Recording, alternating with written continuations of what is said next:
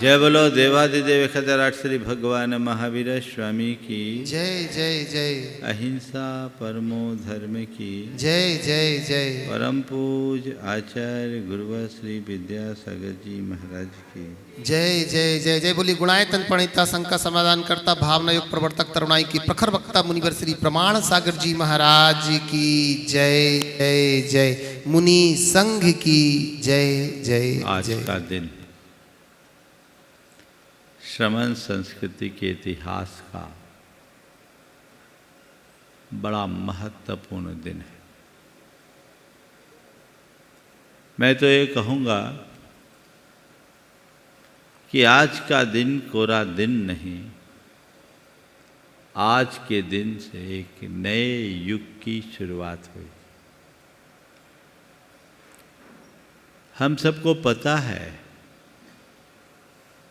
कि आज से 56 वर्ष पूर्व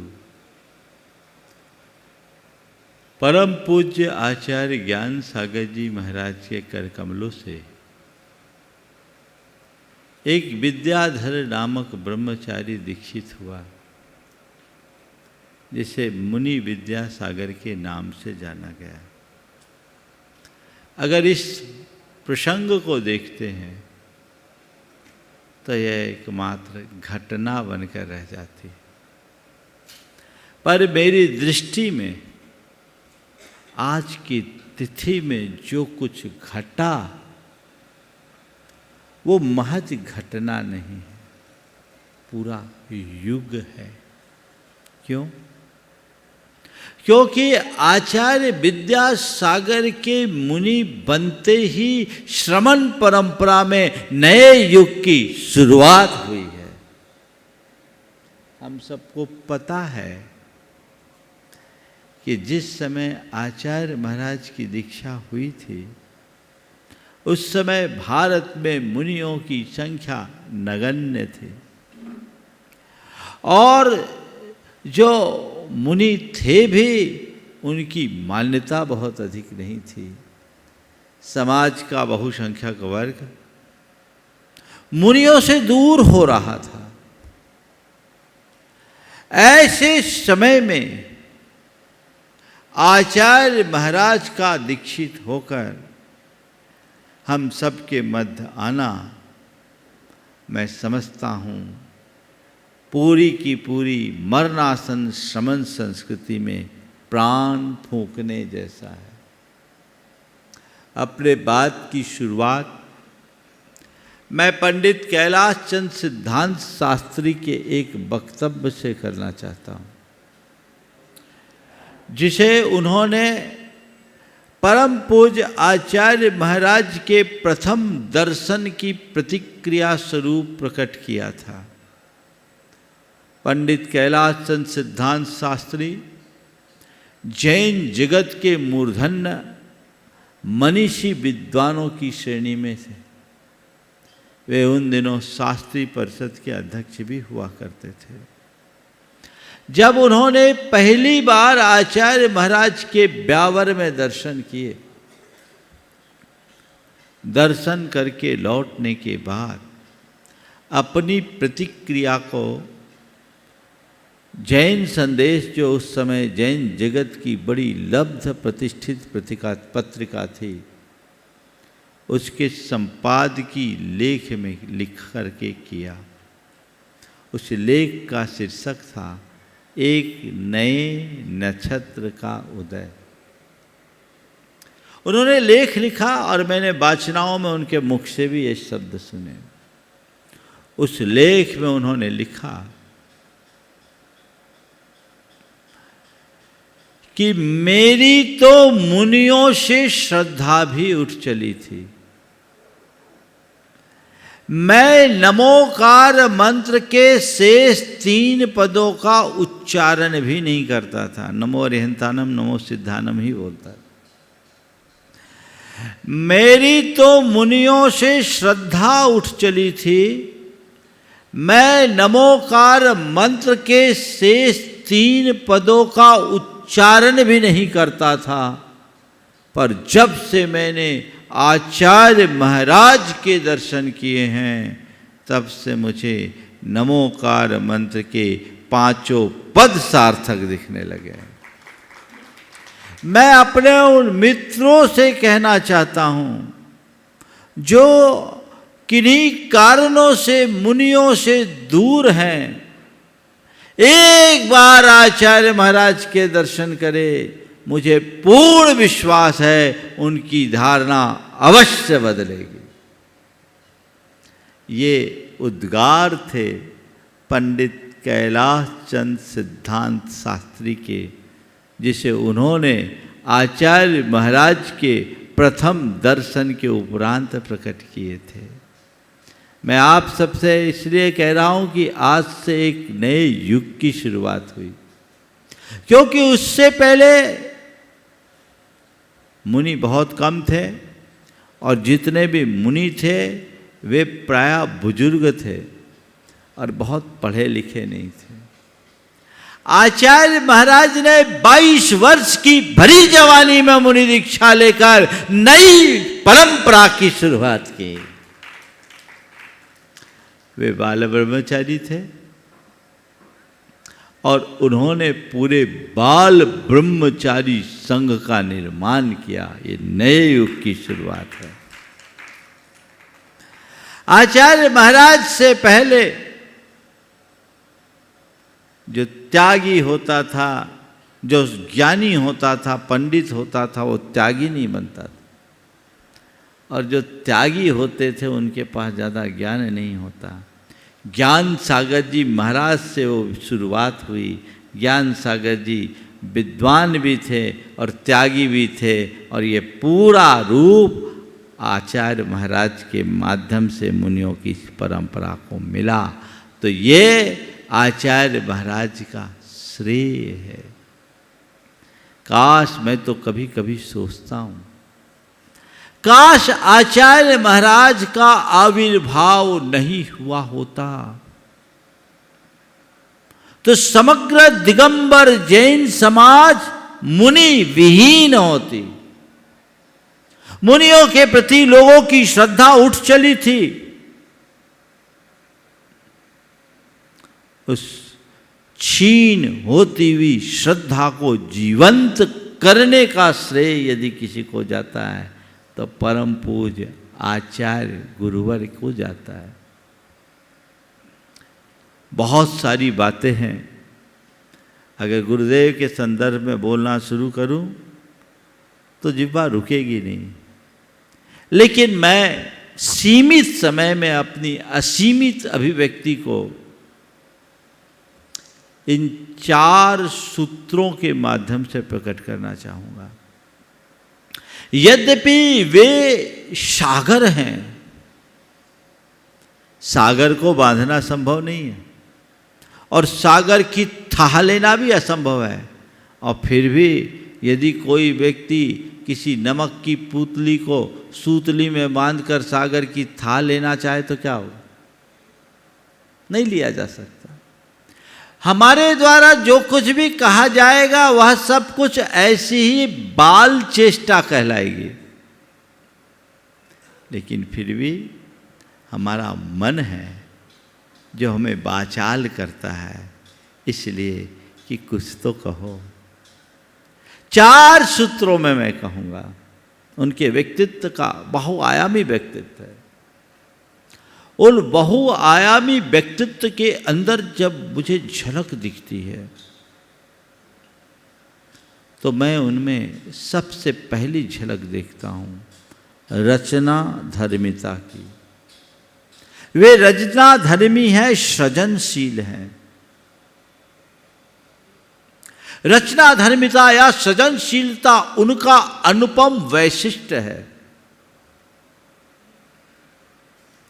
आप देखें, उन्होंने विपुल साहित्य का सृजन किया, रचना की, इतने विशाल संघ की संरचना की और समाज में इतने बड़े बड़े तीर्थों और संस्थानों की रचना की। ये ऐसे ही हो गया क्या? कहीं बैठने मात्र से कोई सृजन नहीं होता, कोई भी सृजन तब हो पाता है जब उसके साथ वैसी चेतना जुड़ती है। आचार्य महाराज की ये रचना धर्मिता, ये सृजनशीलता बहुत कम लोगों में देखने को मिलती है। आज भी वे उतने ही लगन, निष्ठा और अध्यवसाय के साथ अपने कार्यों में तत्पर रहते हैं। मूक माटी महाकाव्य जैसे कृति का सृजन अपने आप में एक बहुत बड़ी उपलब्धि है, जिसने जैन जगत को पूरे विश्व में असाधारण प्रतिष्ठा प्रदान की।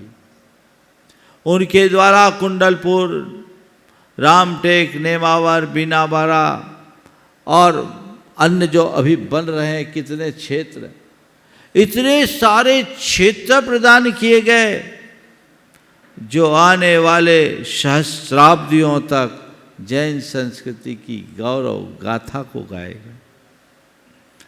और इतने बड़े बाल ब्रह्मचारी संघ का जो निर्माण किया, ये पिछले हजारों सालों के अतीत के इतिहास में देखने को नहीं मिलता। हमने बड़े बड़े संघों का इतिहास देखा, लेकिन ऐसे एक भी संघ का इतिहास मुझे पिछले 800 से 1000 वर्ष के ज्ञात इतिहास में देखने को नहीं मिला जिसके नायक बाल ब्रह्मचारी हो और पूरा संघ बाल ब्रह्मचारी है। सृजन बहुत बड़ी बात नहीं है, गुणवत्तापूर्ण सृजन। संरचनाएं कोई भी कर लेता है, लेकिन ऐसी संरचना जो सबको अंतः प्रेरणा दे सके, कोई विरला ही कर पाता है।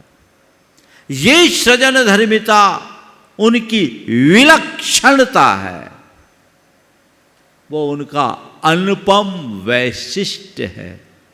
इतनी व्यस्तता के मध्य भी उनके द्वारा कुछ ना कुछ चलता ही रहता है, और उनके मुख से निकलने वाला एक एक शब्द सबके हृदय को छूता है और गहरे संदेश से भरा होता है। तो ये सृजनात्मकता, सृजनशीलता, और वो सदैव एक ही बात कहते हैं, अपनी शक्ति को, अपनी चेतना को रचनात्मक दिशा दो। वे हमेशा निर्माण में विश्वास करते हैं, विध्वंस में नहीं। ये इनकी रचना धर्मिता का प्रमाण है। कई जगह हमारे तीर्थों का जीर्णोद्धार हुआ। अब जीर्णोद्धार होगा तो जब तक पुरानी चीज को धराशायी नहीं करेंगे, निर्माण कैसे होगा? एक बार जब मैं चर्चा में कह रहा था कि रचना धर्मी है, तो किसी ने कहा महाराज जी के मार्गदर्शन में तो कई मंदिर टूट भी गए। हमने कहा टूटे नहीं है भाई, उन्होंने बनाया है। 4 शब्द बीच में कहूंगा। Construction for construction, construction for destruction, destruction for construction और डिस्ट्रक्शन फॉर डिस्ट्रक्शन। हमारे गुरुदेव पहले और तीसरे नंबर वाला काम करते हैं। उन्होंने जो भी कंस्ट्रक्शन किया वो कंस्ट्रक्शन के लिए किया, और कदाचित कुछ डिस्ट्रक्शन हुआ भी तो वो केवल कंस्ट्रक्शन के लिए हुआ। ऐसा निर्माण मत करो जो विध्वंस का कारण बने, और विध्वंस के लिए विध्वंस कभी मत करो। कदाचित किसी विध्वंस से निर्माण की संभावना दिखती है तो उसमें संकोच मत करो, क्योंकि नाश से ही निर्माण होता है। तो ये सृजनात्मकता उनकी विशिष्टता है, पहली बात। दूसरी बात, आध्यात्मिकता उनका दूसरा वैशिष्ट्य है। वे एक साधक है। आध्यात्मिकता से ओतप्रोत हैं। हर साधक के अंदर अध्यात्म होता है और आध्यात्मिकता के अभाव में साधक की साधना फलीभूत भी नहीं होती। लेकिन आचार्य महाराज को जब मैं देखता हूं तो पाता हूं आध्यात्म उनमें कूट कूट कर भरा हुआ है, कूट कूट कर भरा हुआ है। जो निष्प्रहता, अनासक्ति, अकर्तृत्व का भाव एक साधक में होना चाहिए, वह सब उनमें लक्षित होता है। ऐसा मैं इसलिए नहीं बोल रहा हूं कि वे गुरु हैं, ऐसा मैं केवल इसलिए बोल रहा हूं कि मैंने उनमें ये सब देखा है। गहन आध्यात्मिकता, इतने बड़े संघ का संचालन करने के बाद भी जिनके हृदय में संघ से कोई लगाव ना हो, समाज को इतना दिशा दर्शन देने के बाद भी जिनके मन में किसी से जुड़ाव ना हो, अपने शरीर के प्रति भी जो हर पल निर्ममत्व रखते हैं और नित्य प्रति अपने मूल ध्येय को सामने रखकर चलते हैं, वो आचार्य विद्यासागर है। मैं 2-3 प्रसंग सुनाना चाहूंगा जो उनके अंदर की निष्प्रहता और आध्यात्मिकता को उद्घाटित करती है। कुंडलपुर का जब महामहोत्सव हुआ था 2001 में, मैं गुरु चरणों में था। हम लोग शाम के टाइम बैठते थे, चर्चाएं होती थी। एक दिन चर्चा के क्रम में मैंने कहा, गुरुदेव आपका प्रताप तो अद्भुत है, आपका प्रताप अद्भुत है। शांति सागर जी महाराज महान थे, पर फिर भी उनका संग उनके काल में पूरी तरह बंधा नहीं था। उनके जीवन काल में भी कई आचार्य हो गए थे, परंतु आज भी आपका पूरा संघ आपसे बंधा हुआ है। मैंने कहा आज भी आपका पूरा संघ आपसे बंधा हुआ है। गुरुदेव ने जो बात कही उसने मुझे बहुत गहरे तक प्रभावित किया। उन्होंने कहा मैं कौन होता हूं बांधने वाला, मैं कौन होता हूं बांधने वाला। जब तक तुम लोग आज्ञा मान रहे हो, बंधे हो, जिस दिन छोड़ दोगे सब छूट जाओगे। दूसरा कोई होता तो चेहरे पर मुस्कान आती, प्रशंसा किसे अच्छी नहीं लगती। लेकिन जो गहन आध्यात्मिकता में डूबा होता है वो निंदा और प्रशंसा से परे होता है। वो उन सब चीजों से ऊपर। ने कहा मैं कौन होता हूं बांधने वाला, जब तक तुम लोग आज्ञा मान रहे हो, बंधे हो, जिस दिन छोड़ दोगे सब छूट जाएगा। और वे सदैव एक ही बात कहते हैं, मैं संग नहीं चला रहा हूं, कर्तव्य का पालन कर रहा हूं, क्योंकि गुरु का आदेश था संघ को गुरुकुल बनाना, सो अपना काम कर रहा हूं, दायित्व निभा रहा हूं। साधारण व्यक्ति कोई भी काम करता है तो उस कार्य को करते समय कर्तृत्व का भाव रखता है, और कोई आध्यात्मिक साधक के माध्यम से कोई काम होता है तो उसमें केवल कर्तव्य की भावना होती है। ये उनकी आध्यात्मिकता का द्योतक है। वो सब में रहते हुए भी स्वयं में रमना चाहता है।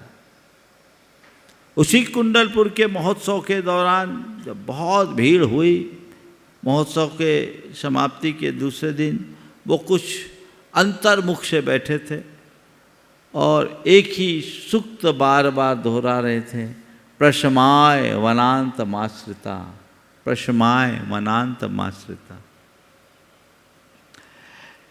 कि प्रशम के लिए साधु जन भी वन का आश्रय लेते हैं, पर उन्होंने कहा यहाँ तो वन में भी भीड़ है। तो मैंने विनोद में कहा कि गलती आपकी है। उन्होंने कहा प्रसमाय वनांत वाश्रिता माश्रिता, वन में भी भीड़ है। हमने कहा गलती आपकी है। बोले मेरी क्या गलती? मैंने कहा इतना पुण्य काहे को किया, इतना पुण्य क्यों किया था? एक वे है जो चाहते मेरे पीछे भीड़ आए, और एक वे हैं जिनके पीछे लाखों की भीड़ है पर कभी मुड़कर देखना नहीं चाहते। यही आध्यात्मिकता है। एक आध्यात्मिक साधक निंदा प्रशंसा सबसे ऊपर होता है। एक बार ऐसा हुआ 1987 में नैनागिर में पंचकल्याणक हुआ। उस पंचकल्याणक की मूर्ति की प्रशस्ति में किसी भक्त ने एक मूर्ति की प्रशस्ति, मूल मंदिर की नहीं, वो कहीं और दूसरे नगर में शायद शहडोल में स्थापित होनी थी, उसकी प्रशस्ति में कुंद कुंद आमनाए की जगह किसी ने लिख दिया विद्यासागर आमनाए। संग इससे अनभिज्ञ, प्रतिष्ठाचार्य भी इससे अनभिज्ञ थे। प्रतिष्ठाचार्य थे उस समय पंडित गुलाब चंद पुष्प टीकमगढ़ वाले। 1987 की बात बोल रहा हूं। मैं उस पंचकल्याणक में था। कुछ दिनों बाद एक विद्वान जो जैन जगत के लब्ध प्रतिष्ठित विद्वान थे और मुनियों से थोड़ी दूरी रखते, उनको मौका मिल गया। उन्होंने एक लेख लिख दिया, एक नए आमनाए की शुरुआत। एक प्रतिष्ठित पत्रिका के संपादक थे तो संपादकीय लेख के रूप में लिखा। यहाँ से तो कोई नई आमनाए की कोई बात ही नहीं थी। आज भी हम लोग कुंद कुंद आमनाए के अनुयायी हैं और वही कुंद कुंद आमनाए में चलकर अपने आप को गौरवान्वित महसूस करते। बात आई गई हुई, कुछ विद्वानों ने उस लेख का खंडन भी किया। 1988 में जबलपुर में विद्वत परिषद का एक अधिवेशन हुआ। उसमें वे महानुभाव भी आए, और जब वो महानुभाव आए मैंने जमकर उनकी लताड़ लगाई, क्लास ली। अब मैं नया नया मुनि था। मैंने उनको कहा आप जैसे विद्वान को ये शोभा नहीं देता। आपने लेख लिखा, पहले ये तो देखना चाहिए कि ये लेख किसने लिखवाया। अगर आचार्य महाराज को या संघ को या किसी अन्य को एक नए आमनाए की शुरुआत करनी थी तो फिर नैनागिर की सारी मूर्तियों की प्रशस्ति में वो लिखा जाना चाहिए था। आप जैसे विद्वान ने ऐसा कैसे कर दिया? आपको इसके लिए आचार्य महाराज से क्षमा मांगना चाहिए, क्षमा मांगना चाहिए। उनको कहा हाँ महाराज जी गलती हो गई, मैं क्षमा मांगूंगा और आज मैं मिलूंगा। अब मैं छाती फुलाकर आचार्य महाराज के पास गया, जैसे बहुत बड़ा काम किया। अपने गुरु के आलोचक को सुधारना कोई छोटा काम तो नहीं है। तो मैं गया, आचार्य महाराज के पास गया और मैंने सारा वाकया उनको सुनाया। उन्होंने पूरी बात ध्यान से सुनी, फिर धीरे से कहा आपको ऐसा नहीं कहना चाहिए था, आपको ऐसा नहीं कहना चाहिए था। उनको अपना काम करने दो, हमें अपना काम करना है। ये एक दृष्टि, तो ये हर किसी में नहीं हो सकती। कितनी बात करूं, बहुत सारी बातें मेरे मानस में उभर रही है इसी तरह के, जो उनकी आध्यात्मिकता को, जो उनकी निष्प्रहता को, जो उनकी साधक वृत्ति को प्रकट करती है। पर मैं अपनी बात को अगले चरण में ले जाना चाहता हूँ। वह है उनकी प्रभावकता। प्रभावकता। हर साधु में बहुत सारी योग्यताएं होती हैं और क्षमता भी होती है। अपने अपने स्तर से सब प्रभावना भी करते हैं। लेकिन जब मैं आचार्य महाराज को देखता हूं तो उनका दिव्य प्रभाव दिखाई पड़ता है। एक व्यक्ति वो है जिसकी आभा सब तरफ फैले, और एक व्यक्तित्व वह है जिसके चरणों में आने वाला बड़ा बड़ा आभावान व्यक्ति भी निष्प्रभ हो जाए। अगर देखा जाए तो आचार्य महाराज में ऐसी प्रभावकता है कि बड़े बड़े प्रभावक लोग भी निष्प्रभ हो जाते हैं। मैं जब शुरुआत थी, ब्रह्मचारी था, वाचनाएं होती थी, दिग्गज विद्वान आते थे, षटखंडागम आदि का जिन्हें तलस्पर्शी ज्ञान हो, उन विद्वानों के मुख से मैंने सुना, आचार्य महाराज के समक्ष सुना कि महाराज जी आपका कैसा प्रभाव है, आपसे दूर रहते हैं तो ऐसा लगता है ये बोलेंगे आचार्य महाराज से, वो बोलेंगे, और आपके पास आते हैं सबकी बोलती बंद हो जाती है, उनकी भी बोलती बंद हो जाती है जिनकी अन्यत्र तूती बसती। ये उनकी प्रभावकता का एक छोटा सा उदाहरण है। पर मैं उनकी प्रभावकता को और व्यापक संदर्भ में ले जा रहा हूं। ये उनकी प्रभावनाई तो है कि इस कलयुग में हम जैसे हजारों युवक और युवती उनको देखकर अपना सर्वस्व छोड़ने के लिए तत्पर हों, निर्गंत दीक्षा लेने के लिए आतुर। पंडित जगन मोहन लाल शास्त्री ने 1993 में रामटेक में आचार्य महाराज का आचार्य पदारोहण दिवस था। उस दिन एक बात कही थी। उन्होंने एक बड़ी बात कही कि जो प्रभावना आचार्य कुंद पूज्यपाद वीरसेन अकलंक आदि ने की, आचार्य महाराज की प्रभावना उससे कहीं कम नहीं। उन्होंने एक बात जोड़ी कि आज जो आचार्य महाराज कर रहे हैं और आचार्य कुंद आदि के युग में जो हुआ, तब और अब में बड़ा अंतर है। उस समय आज जैसी आधुनिकता नहीं थी, विषयों की चकाचौंध नहीं थी, टेक्नोलॉजी की भरमार नहीं थी। आज जैसे पथ भ्रष्ट होने के साधन नहीं थे। लोग लगे तो कोई बुराई नहीं, लेकिन आज तो सब विपरीत। उन्होंने उदाहरण दिया कि हमने सुना कि द्वापर युग में श्री कृष्ण जब बंसी बजाते थे, गोपियां उनके इर्द गिर्द मंडराया करती थी।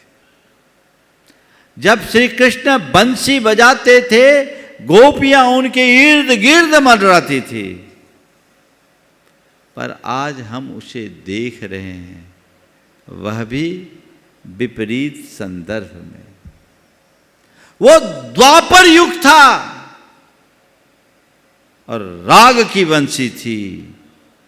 ये कलयुग है और वैराग्य की बंसी है। इस बंसी की तान सुनकर सारी युवा पीढ़ी तरुणाई उनके चरणों में न्योछावर हो रही है। यही इनकी प्रभावकता है। उनकी प्रभावकता चाहे जैन हो या अजैन, जो आता है नतमस्तक हो जाता है। 1994 में जब गुरुदेव पहली बार अमरकंटक गए, अमरकंटक को उनने चुना सर्दी में। 15 जनवरी को हम लोगों ने प्रवेश किया। नीचे बादल थे, ऊपर हम लोग चल रहे थे। वहां के साधु संत आगवानी करने के लिए आए, ओवरकोट पहने हुए। ठंड बहुत कड़ाके की थी। ठंड इतनी प्रबल थी कि सुबह 7:45 बजे कार की बोनट पर 1.25 इंच की आइस की परत जमी हुई, और संघ के बहुसंख्यक साधु बिना चटाई के हम लोग सब, आचार्य महाराज समेत। रात में वहां के साधु लोग देखने आए। रात में आगे आगे तो नहीं तापते। वहां अमरकंटक पहुंचने के तीसरे दिन वहां के एक प्रसिद्ध बाबा कल्याण बाबा, वो गुरु चरणों में वंदनार्थ आए। बहुत बड़ा आश्रम है उनका, मठ है। आकर के उन्होंने दंडवत प्रणिपात किया। उनके लिए दिए गए आसन को छोड़कर वो नीचे आसन में बैठे, और उन्होंने जो बात कही वो मैं आपको आचार्य महाराज के संदर्भ में बताना चाहता हूँ। मैं वहीं था उस समय। उन्होंने कहा कि मुझे तो आपकी आगवानी करने के लिए 15 तारीख को ही करना था, लेकिन हम लोगों का कार्यक्रम सुबह का शाम हो गया था, मौसम बिगड़ जाने के कारण। जो आगवानी सुबह होनी थी, शाम उनके कोई कार्यक्रम थे, तो उनको जाना पड़ा। बोला आज मैं आया, जब से आपके बारे में सुना तब से मन बड़ा व्याकुल था, आपके दर्शन करने के लिए आतुर था। और जब आपके सामने आया हूँ तो मुझे लग रहा है मैं आपके नहीं, भगवान के दर्शन कर रहा हूँ।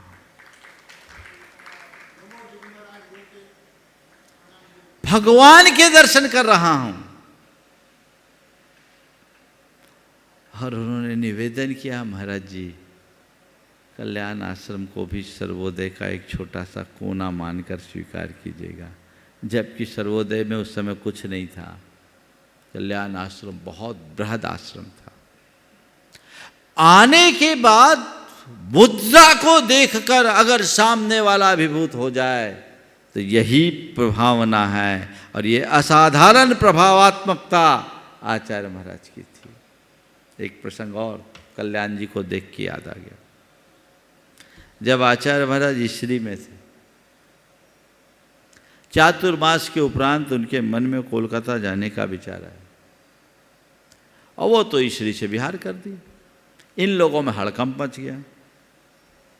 अब आचार्य महाराज कोलकाता जाएंगे, वहाँ की तो व्यवस्था बड़ी विचित्र है, दिगंबर अवस्था में कैसे लेकर चलें। इन लोगों ने उल्टा श्रीफल चढ़ाया। मतलब तरह तरह की बातें की ताकि आचार्य महाराज इनकी बातों में आकर अपने निर्णय को बदल दें। गुंजाइश है तो बात पूरी करूं, 2-3 मिनट में बात पूरी हो जाएगी। तो समय हो रहा है, इसलिए आज का संदर्भ ऐसा है, इसको पूरा हो जाने दो। मैं कह रहा था ये लोग घबराए, पर आचार्य महाराज दृढ़ निश्चय के धनी, वो तो एक बार कदम बढ़ा दिए तो बढ़ा दिया, और कोई निर्णय लेने से पहले किसी से पूछते नहीं, और निर्णय लेने के बाद उसमें फिर किसी से पूछ के सुनते नहीं। वो चल दिए, आगे बढ़े।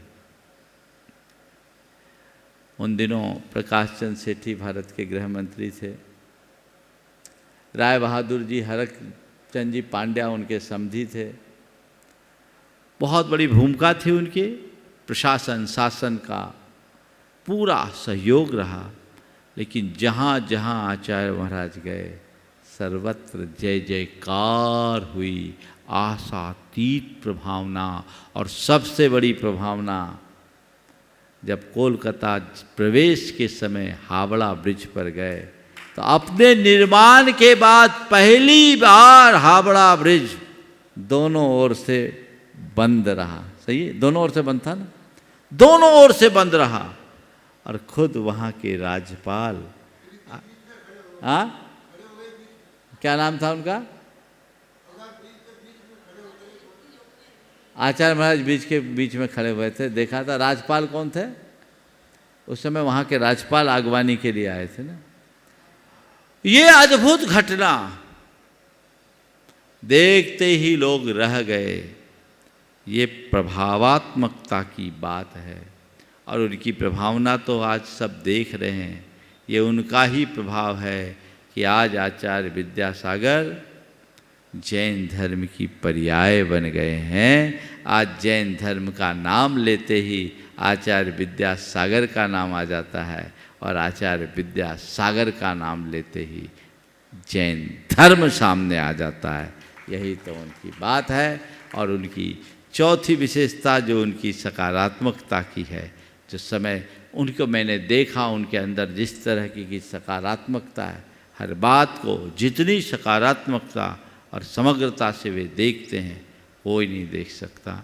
उनके तो गुण अनंत हैं, उनके विषय में जितना बोला जाए उतना कम है। इसलिए मैं अधिक विस्तार न देकर उनके चरणों में यही भावांजलि अर्पित करता हूँ कि हे गुरुदेव, आपकी ये छत्र छाया हम सब पर इसी प्रकार बनी रहे।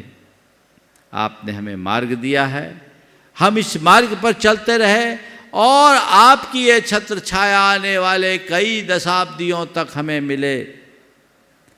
और यदि आयु लगनी संभव हो तो हम सबकी आयु आपको लग जाए और आपकी वरदानी छाँव हम सबको मिले। हम सब यही भावना भाएं कि वे इसी तरह दीर्घायुष को हों और हम सब पर अपनी वरदानी छाँव बनाए रखे। इसी सुभाव के साथ यहीं पर विराम। बोलिए परम पूज आचार्य गुरुवर श्री विद्यासागर जी महाराज।